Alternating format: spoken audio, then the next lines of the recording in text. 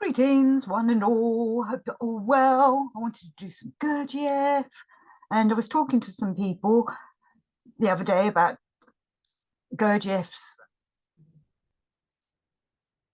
discussion of the planet Earth in All and Everything, and the role we have in helping planet Earth develop. And I've done a few Rudolf Steiner shows about what Rudolf Steiner says about how we're supposed to be helping the planet develop and ourselves, of course. And I was reminded of a piece in Beelzebub's Tales that I hadn't read for quite a while, but I remembered he'd done a bit about the colour of the planet Earth. And as I was reading it, I suddenly realised, no, he's talking more also about our connection with the planet Earth. So I wanted to do some All and Everything and discuss it as I go along. So this is from the Organisation by Ashiata Shirmash chapter.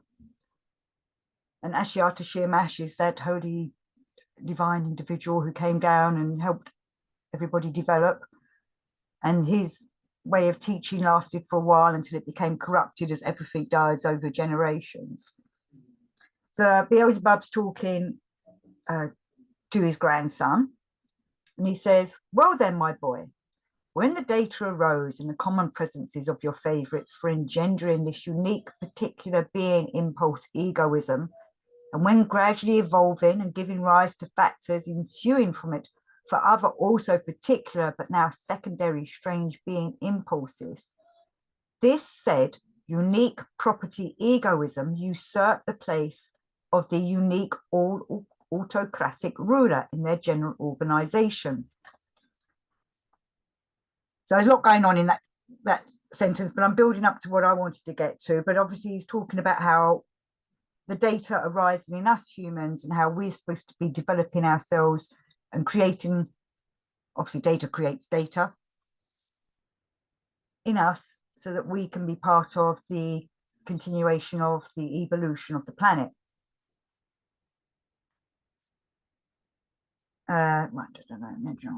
Then not only every manifestation, but even what is called the desire for the arising of such a divine being impulse became a hindrance to the actions of this all autocratic ruler.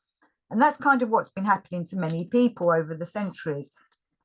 The desire for the arising, that's the desire for arising within us, the right energies and development of our higher being bodies. And, you know, it's what makes a truth seeker, really. And how many people do you know that are truth seekers? Handful, hopefully more than that. Hopefully there's more than that in everybody's friendship. And this desire for developing oneself seems to have whittled away in most people's consciousness. And I was talking about that in the Steiner work and about the Kundabuffer and the Gurdjieff work. People just don't want to do that development. They're far too happy doing their own materialistic, secular things all about themselves, service for self, rather than service for others and the planet and God, his endlessness. And in consequence of this, so in consequence of the people no longer wanting to have a desire for the arising, this has become a hindrance to their way of life.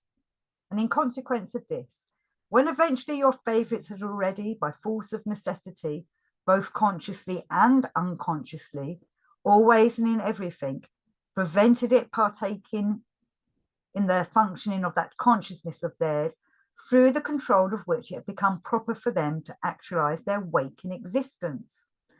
The actions of those divine data were gradually, as it were, removed from the functioning of their ordinary consciousness and participated only in the functioning of their said subconsciousness. So our conscious selves stopped wanting to do this work, stopped wanting to be developing themselves and being part of the continuing harmony of the mechanics of the universe. It wanted to live for itself. You know, our consciousness just ignored it, blanked it out, and over time just didn't really come up to anybody, wasn't speaking to anybody. which is why instead he went down into the subconscious. And those of you that have been studying Gurdjieff know that he goes on constantly that we need to speak to our subconscious, or our subconscious needs to speak to us. We're doing this work to develop ourselves. And deep down below in our subconscious, down below, where is our subconscious? Who knows? But we all think of it as down below. It's underneath our consciousness. It's our subconsciousness still knows that it needs to have an arising, still knows that deep down we want to have that desire for arising. So it's trying to poke the consciousness, wake up, wake up, wake up. But our consciousness most of the time is far too asleep to listen. Apart from, I like to think people like us, truth seekers, that can hear that niggling from, that nudging from our subconsciousness. So we go and look for other paths because we realize there's more to life. We know that there's a mission for us to do. Anyway, continuing. And it was only after my detailed researches and investigations had made all the foregoing clear to me that I understood why there arose and why there still exists that division of themselves there into various classes or castes, which is particularly maleficent for them. Which we are. We're divided up into classes and castes. Most of them are maleficent for us. The materialistic way doesn't really help us in our spiritual way, though I think that is changing. You definitely can see that there's an awakening going on across the board for most people that have an eye to see and an ear to hear, or have a niggling feeling within them that there's more to life than this. Also, I see there's definitely still a lot of people that are asleep, and they will try and keep us asleep and everybody else asleep because it makes them feel safe and secure. If everyone stays asleep, then we don't have to bother with doing any kind of development. But if they see people are developing themselves, it kind of niggles at them because their subconscious is coming up saying to them, you need to do this as well. Whereas their conscience is going, no way, Jose, I want to stay asleep and have my whatever life they're living, whether it's making them happy or miserable. Remember, Gurdjieff says people love their suffering. They love living in the lunatic world because they can't understand, the lunatic asylum, as Gurdjieff calls it. They can't understand how things could be better, how they could be a better person if they're more developed. They're lazy. They don't want to have to make effort. They don't want to have to do work, where us type of people do, and we want to work on ourselves, which hopefully will continue and spread out for other people to take on board, and those other truth seekers out there that are looking for ways of waking up because they had that niggling coming up from their subconscious. So Gurdjieff's talking about, this is Beelzebub talking. My later detailed researches and investigations very definitely and clearly showed me that in that consciousness of theirs, which they call their subconsciousness, even in the beings of the present time, the said data for the acquisition in their presence of this fundamental divine impulse conscience does indeed still continue to be crystallized and hence to be present during the whole of their existence. And everybody at some point has a longing for knowing what life is all about. Something will happen to them. Everybody has it at some point, but whether they continue to look into that question depends on their circumstances, or do they just ignore it and go back to sleep?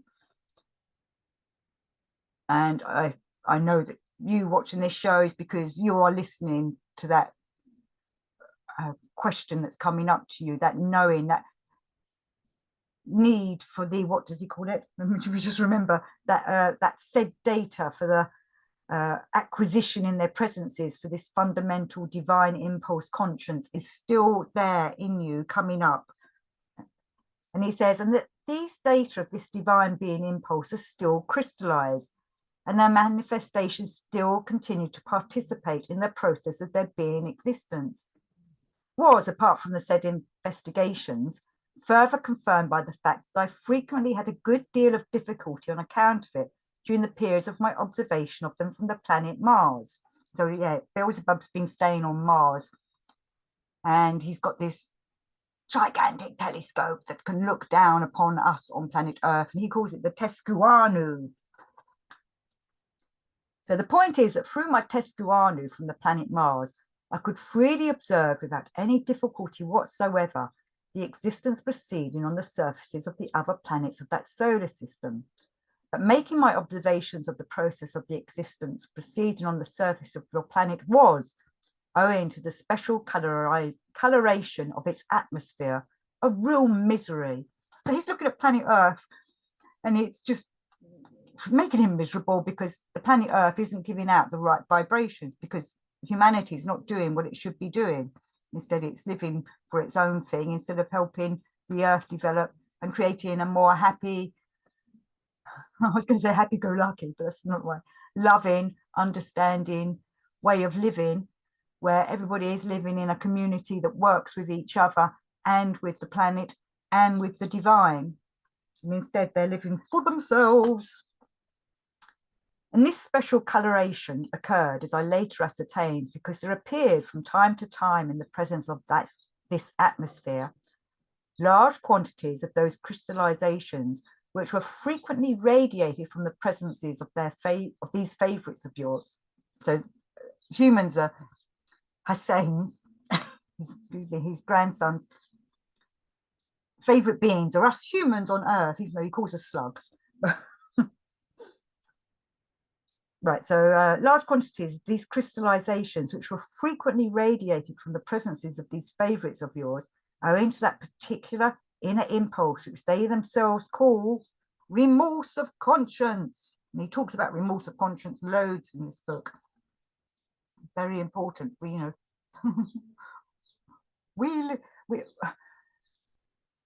supposed to be conscious and have a conscience, but we seem to ignore both.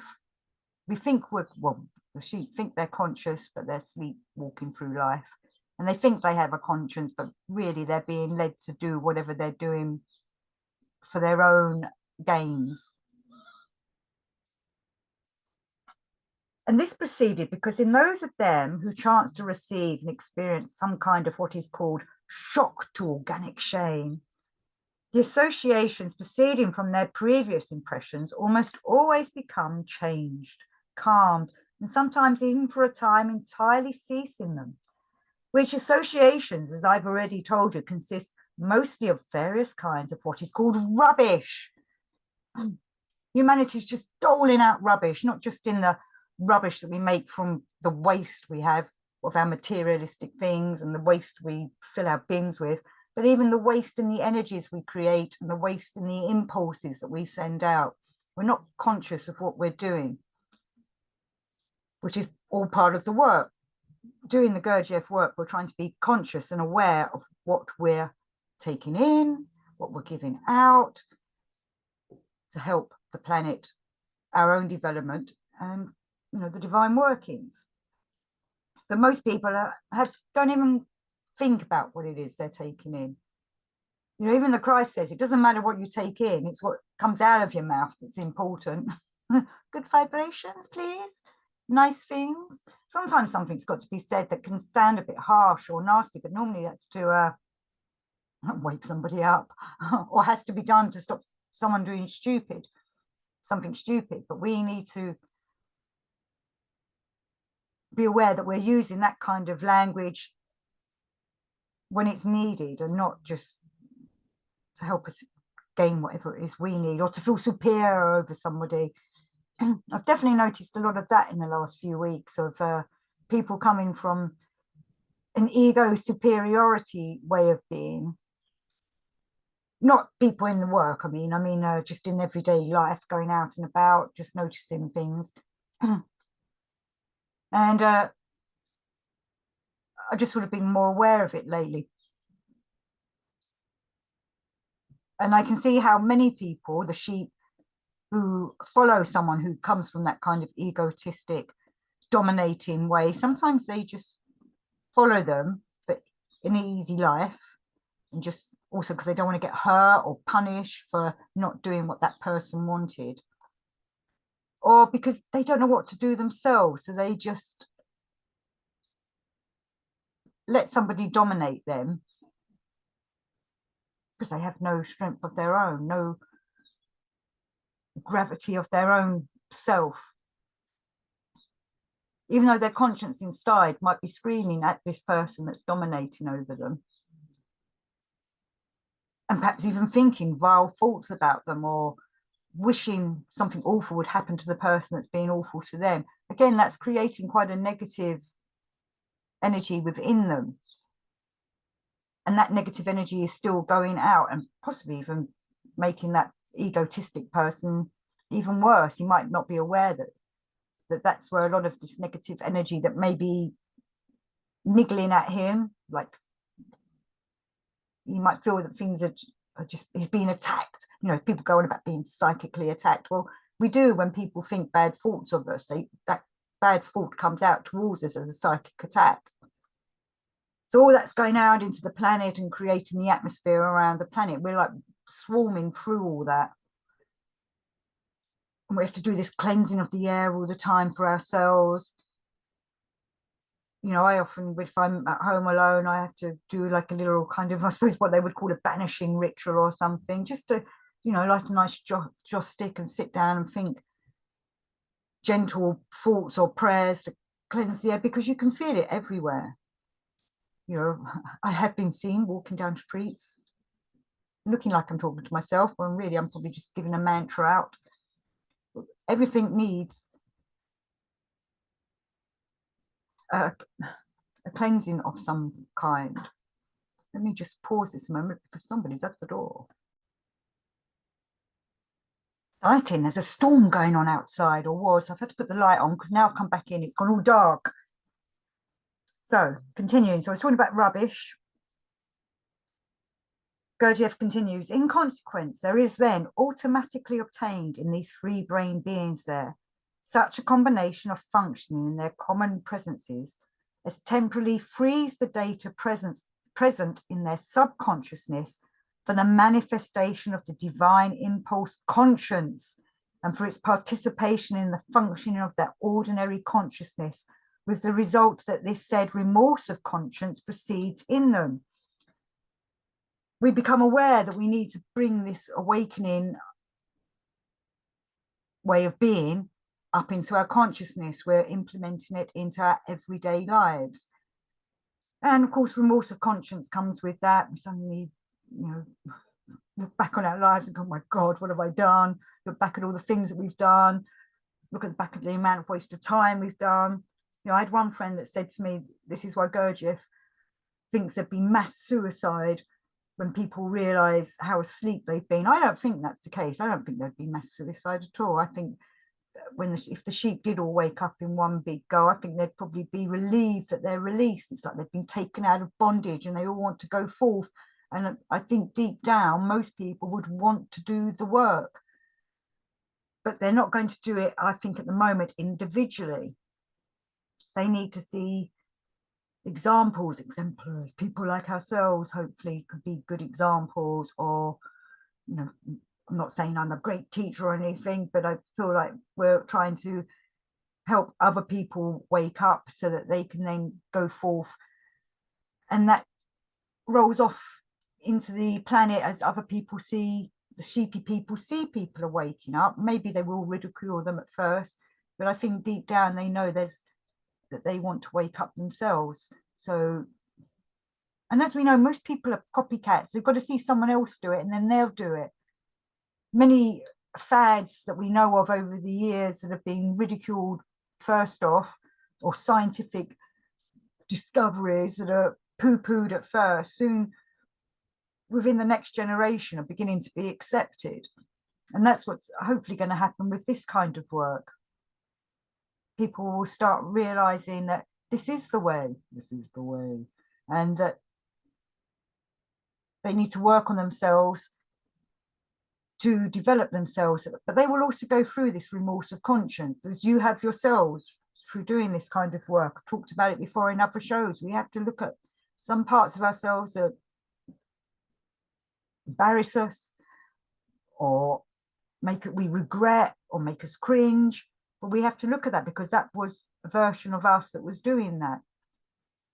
Come to terms with it and realize why we were like that then. You know, it's all a developing process.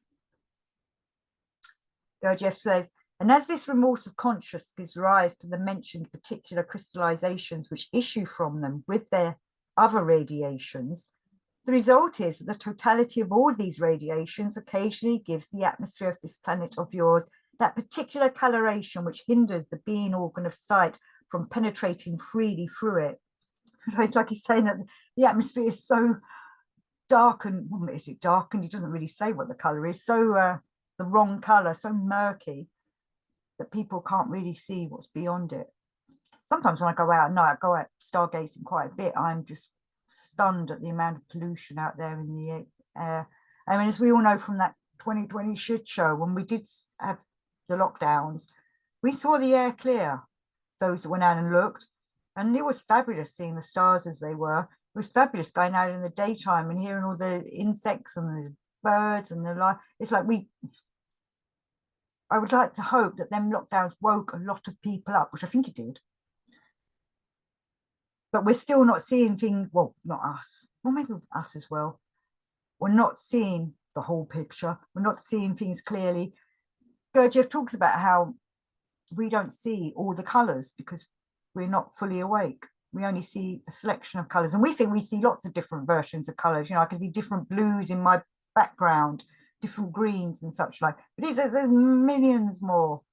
Well, maybe not millions. You know, I love reading Terry Pratchett and the Discworld books, you know, and they had the color of magic, Orangenina or something. No, Octarine, that was it. You know, that color's out there for us to see, if only we have the eyes to see. So he's saying, here it is necessary to say that these favorites of yours, particularly the contemporary ones, become ideally expert in not allowing this inner impulse of theirs called remorse of conscience to linger long in their common presences. And I do see that. Some people have come to this work and they dabble for a little while and then they go back to sleep. And as I was saying earlier about how some people have a shock or something happens to them that makes them just wake up for a moment and think there's more to life, but they can easily fall back to sleep. Sometimes the work's too much for them. The effort that has to be put in is too much for them. No sooner do they begin to sense the beginning, or even only, so to say, the prick of the arising of the functioning in them of such a being impulse, than they immediately, as it is said, squash it, whereupon this impulse, not yet quite formed in them, at once calms down. And I think many people think that once you start doing this work, or once you have a little glimpse of it, like he's saying here, it's there with you forever. But I've known people that do just switch it off and can forget about it pretty quickly. I've met people like that. It's been a bit of a eye-opener for them, that they're being deceived in life, that they're being led astray by, you know, governments and such like, that they're not living their life to their full potential, but they just don't want to do it. I find it, you know, I'm grateful every day that I didn't stay like that. You know, though I still have to work on myself. I'm not perfect. I still have to work every day, putting that effort in, as we all do, try and bring the light into my life, be the light being that I want to be. For this squashing of the beginning of any remorse of conscience in themselves, they have even invented some very efficient special means, which now exist there under the names of alcoholism, cocainism, morphinism, nicotinism, onanism, monkism, athenianism, and others with names also ended in ism. And, you know, I do see many people, that the ones I've just mentioned, that have just had a little glimpse, they fall back into other things very easily. And I do think that drink and drugs, alcohol, can direct us away from the right path. It's like a distraction. And I've had many people say to me, yes, but it's a little cushion in life. I used to use it as a cushion in my life. Go and get stoned, perhaps have a drink. I only drank up until I was about 25, and then I gave that up. But, you know, used excuses. Oh, it makes me feel more relaxed, but it doesn't necessarily. Just, it does let a few things down. I know Gurdjieff used to use alcohol a lot in his meals and things, but that's maybe for another show. I think what he's talking about here is when people become addicted and use it as an excuse not to live their lives. And that happens a lot. I repeat, my boy, to suitable occasion, I shall explain to you in detail also about those results issuing from the abnormally established conditions of ordinary existence there, which became factors for the arising and the permanent existence there of this, for them, maleficent assignment of themselves to various castes. And he will go on in this chapter to talk about the psyche of us free brain beings. We're working on our psyche when we're doing this work. We want to become attuned to who we really are, that's awakened and that is helping the planet, the universe, the cosmos, and the divine source. We're doing this work because we want to. We have to desire it. We can't be forced into it, which is why there's not a worldwide awakening, because many people don't want to do it. But for us that are, we need to continue that way and be exemplars for other people and or examples for other people. And I know many people would say to me, oh, this sounds like service to self, but this service to self helps us develop ourselves so that when we're ready, we can then be service to others. Not that that means we don't help others when we can and we have the opportunities, but once we've really woken up and really are fully attuned and aligned with all our centers and with the divine source, then, you know, we'll be blazing lights out there, to guiding lights.